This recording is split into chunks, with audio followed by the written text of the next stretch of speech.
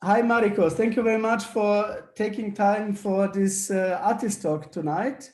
And let me just dive in with our first question. I would like to talk a little bit about your childhood. First of all, you said that your parents' home is a temple with a long history. How did you spend your childhood there? Growing up in a temple that was founded 400 years ago, I was always surrounded by the beauty of nature and ancient things like faded paint on wood and stone steps with hollows created by centuries of raindrops dripping off the roof. And I was also fascinated by the elaborate metal and wood ornaments made by skilled craftsmen that were freestanding, attached to surfaces, or hanging from the ceiling throughout the temple. When the gleam of the gold-colored ornaments would emerge from the darkness, I could sense the spiritual world and its eternal silence. I spent a lot of time outside, especially in the temple's graveyard, playing with dirt, insects, plants, etc. I was pretty much a nature girl. I remember people used to bring offerings to dead people in the temple's graveyard, and there are usually flowers and also candies, and I used to eat them. So did you like to draw and make things from an early age? Yes, I was always making things with whatever materials were available, such as my mother's fabric, paper, plants, and also I drew. And I've always had a creative inclination. So when did you start to seriously pursue your art career? When I was 15, I decided to become an artist. So I went to a secondary school which offered a fine art major. And there I learned about art in general, such as painting, sculpture, design, and also art history. I really had a great time. And then I went to an art college after that. So I was determined to be an artist from an early age.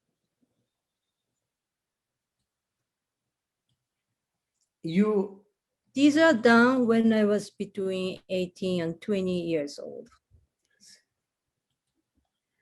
Very beautiful. Thank you. Yeah, this is a new aspect of you, which we didn't know. Very, very nice. Thank you to share. Old work.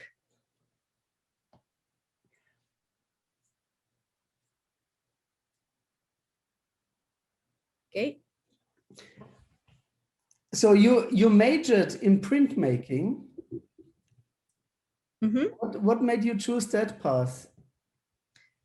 Actually, when I entered art college in Japan, my major was oil painting. And then at the beginning of the third year, I was able to choose either an oil painting or printmaking major. So I selected printmaking, focusing on etching. Metal has been a familiar material to me since I was a child. Polishing the elaborate metal ornaments in the altars in my temple was one of my chores. So I was always interested in metal. In the etching class, I learned photo etching techniques, and I was always more fascinated by the etched metal than the images printed on paper. So after I took a small metal sculpture class, I started to make three-dimensional metal sculptures using the photo etching techniques. After that, I worked with metal about 18 years, and then I started to work with fabric about 7 years ago. So I've selected some metal works where you can see the etching technique. I see. Ah, okay. So these objects, they all include this etching. Yes, all of the metal sculpture are interactive. There are lots of moving parts, surprises, and you might hear music sometimes. You never know what will happen until you interact with the pieces. And as you can see, all the surface is etched. I see. Okay, Fantastic. thank you.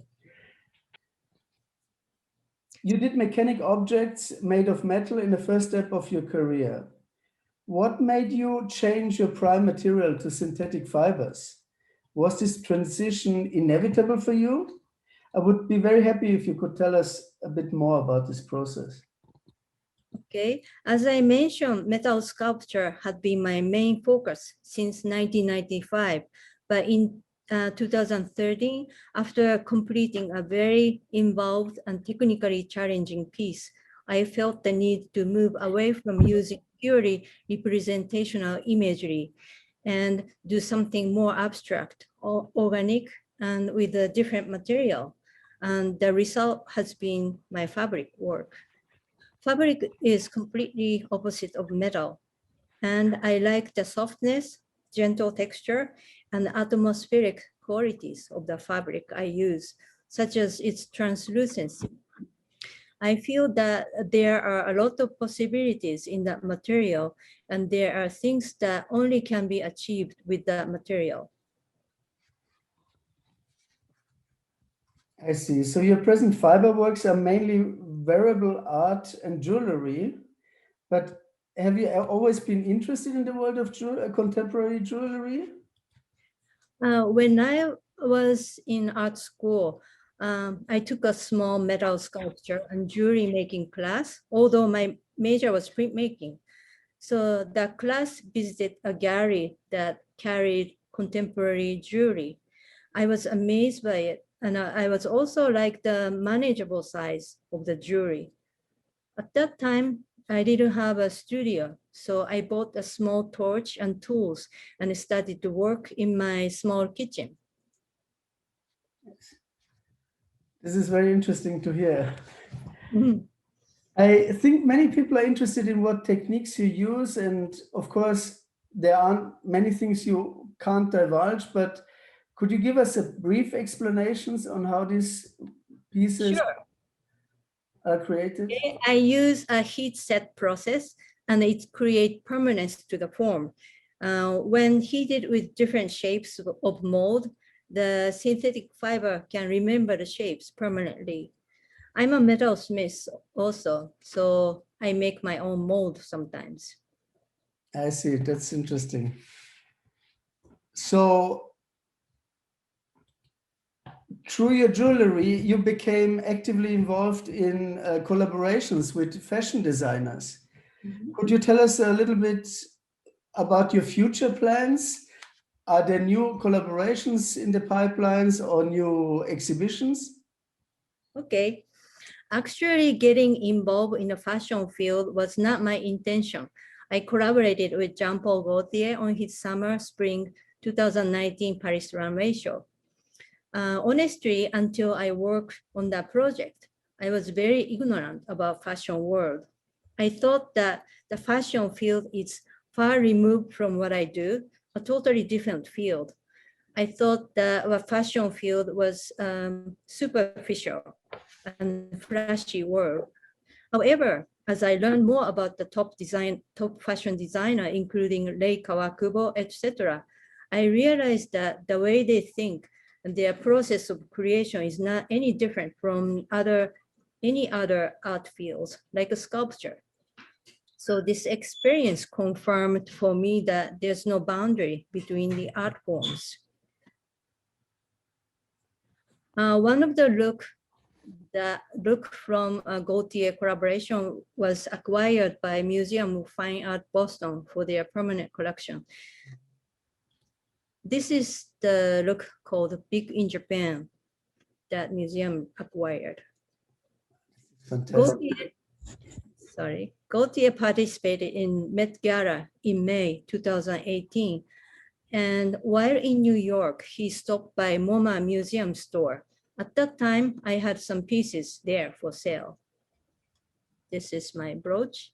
I see. Mm-hmm. And a few months later, I received an email from a person who works closely with him saying, I work for Mr. Jean Paul Gaultier, who bought your works in New York at MoMA store. he would be very interested in collaboration with you for his next couture show in January 2019. Thank you in advance for letting me know if that would interest you and how we can proceed. And then our collaboration started. After I shipped all the pieces that they had requested, my husband and I received an invitation to attend Gaultier's Spring Summer 2019 show for Paris Fashion Week. It was very excited to, I was very excited to meet and spend time with him. He was very nice, friendly person. We arrived there a few days before the show, and I had a chance to work directly with the Gaultier and his team and see the workspace. Mm-hmm. This is on the day of the fashion show. In front of the building was a traffic jam with celebrities getting out of cars, stopping all the traffic. Totally chaos.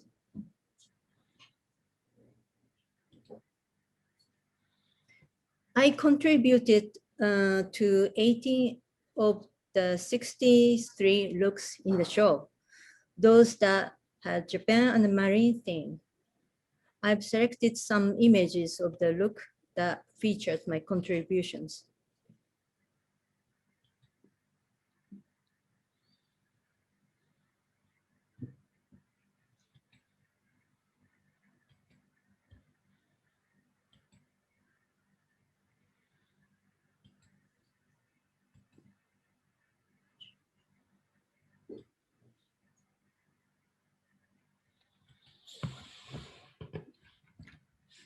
And these are the instructions I received, which shows how we communicated.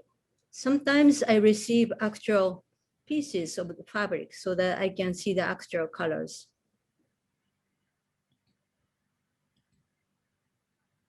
And these are the pieces in progress.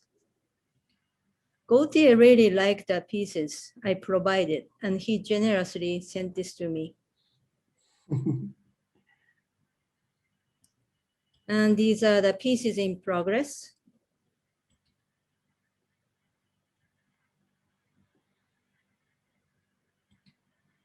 It was a very interesting experience, and it was a new discovery for me.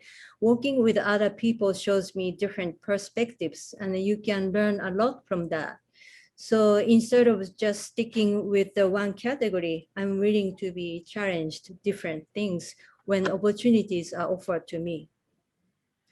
So lastly, I'd like to show some of my pieces, my current works. Yes, please. Red bag brooch.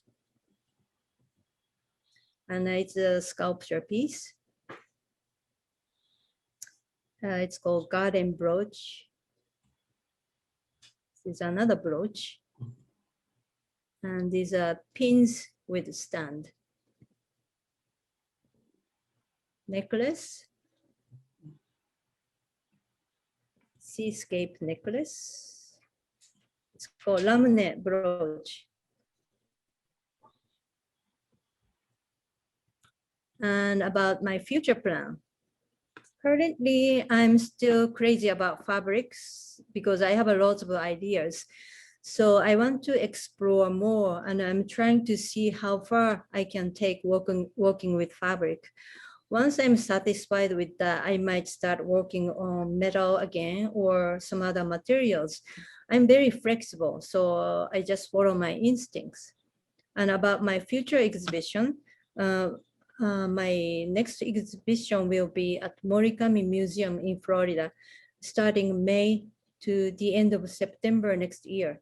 And also I have some other plans that are still up in the air right now. Last question. You have fans all over the world, but since your last two exhibitions at Micheko, your fan base in Germany has, of course, increased also. And are you having any plans to come back to us?